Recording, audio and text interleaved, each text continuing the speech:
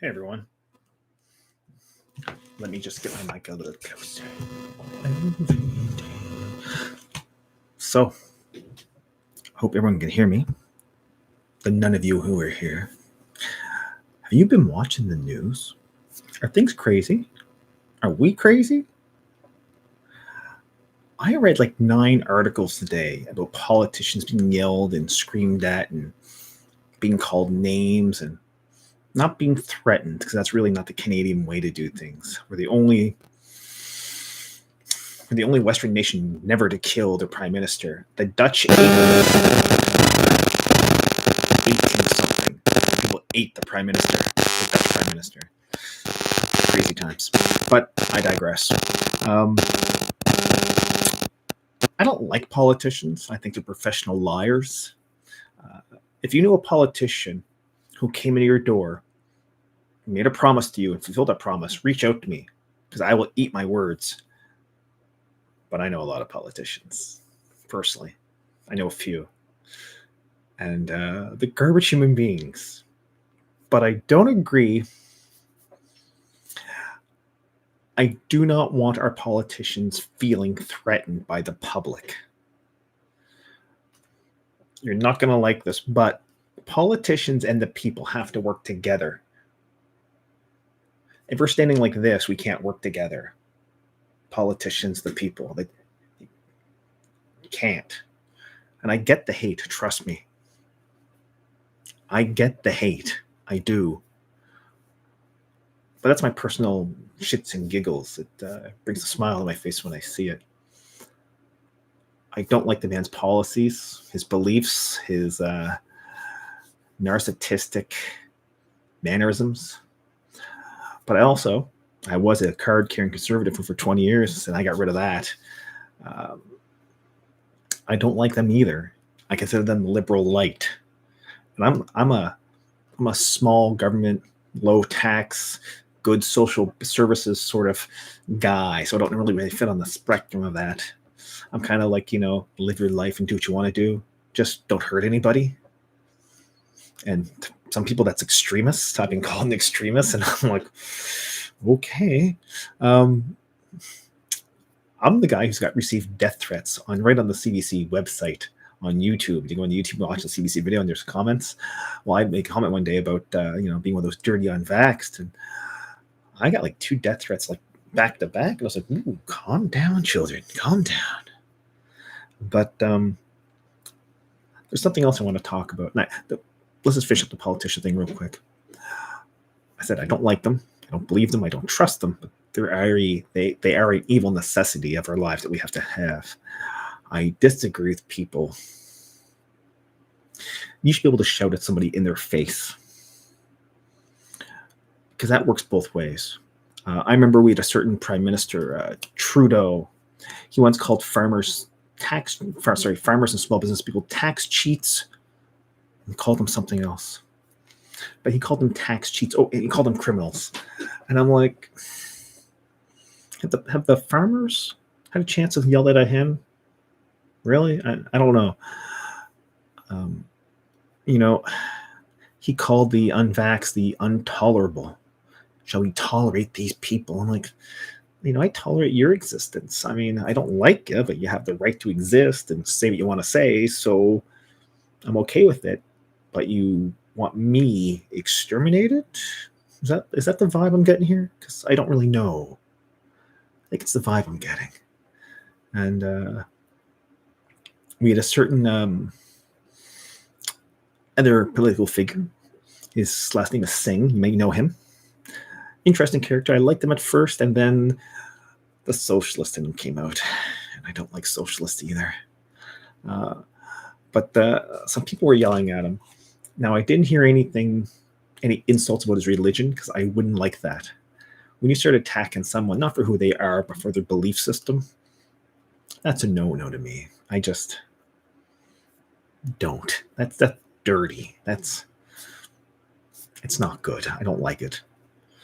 But and then we just had a politician, a lady running somewhere in southern Ontario, where she was trespassed for being, how'd you put it? independent media.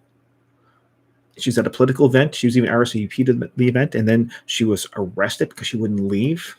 Now she's screaming that's not right, and she is correct. She is absolutely 100% correct. Because over the last 3 years, there's been many, many journalists arrested. Have you heard about it? Probably not, eh? Certain news agencies don't carry those stories, but many journalists have been arrested. And I think without free journalism, really the people are muzzled, and we can't have that either. Now, the other thing I just want to bring up real quick is the Texas mass shooting.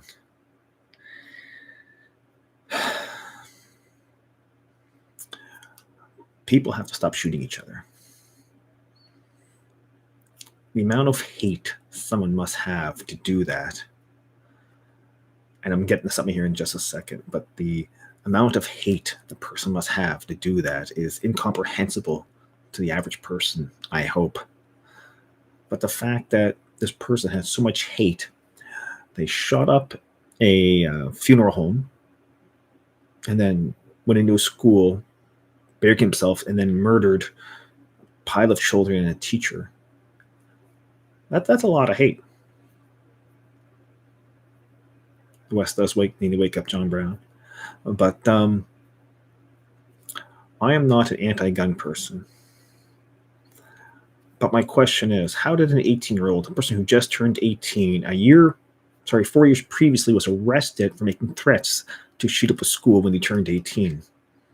That was confirmed today in the news. I believe that was Forbes or one of the Fox News stations. How did an 18-year-old transgender, I just said it, it's true, there's pictures online, angry kid, because that's what this person was, an angry kid, afford $6,000 in guns with no job, sleeping on his grandparents' sofa?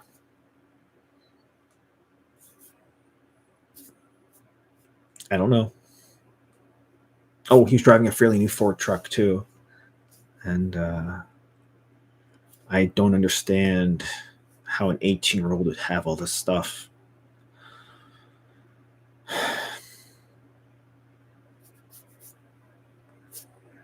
Who gave him the guns? I'd love to know where he got the money for the guns. This kid was disturbed. You can go online, see his pictures. There's videos of him. He was a trans person. Not that I think trans people are shooters. I'm just saying, if we're going to identify somebody, let's identify them. I know we don't like to do that, but let's identify people. Who financed this? I get it. The kid was angry. I was angry as a kid. I bet you were too. But as you get older, you're like, the fuck was I angry for? I had the whip by the ass. I wasn't paying rent. My parents bought me everything. Life was good. But for some reason, when we were that young, we're just angry. And, well, but this kid had 2 high-end rifles. He had a $1,000 iPhone, driving a nearly new truck.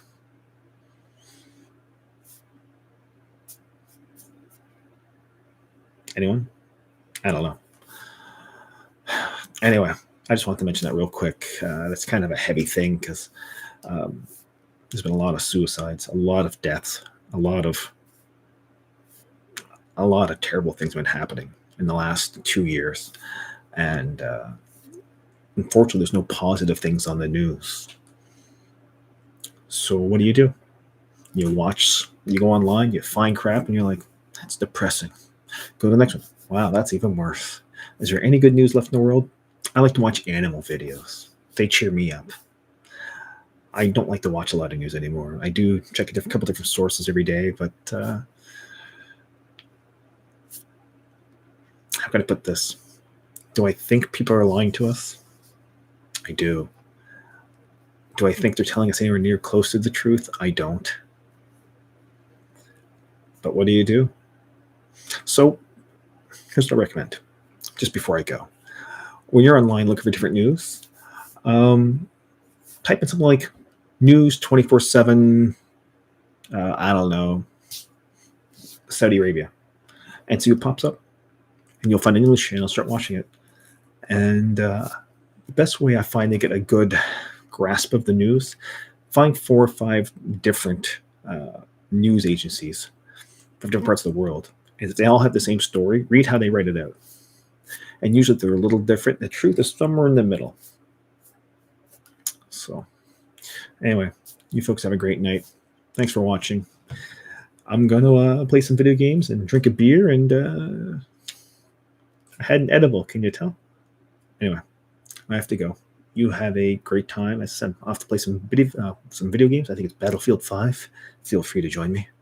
I'll talk to you later.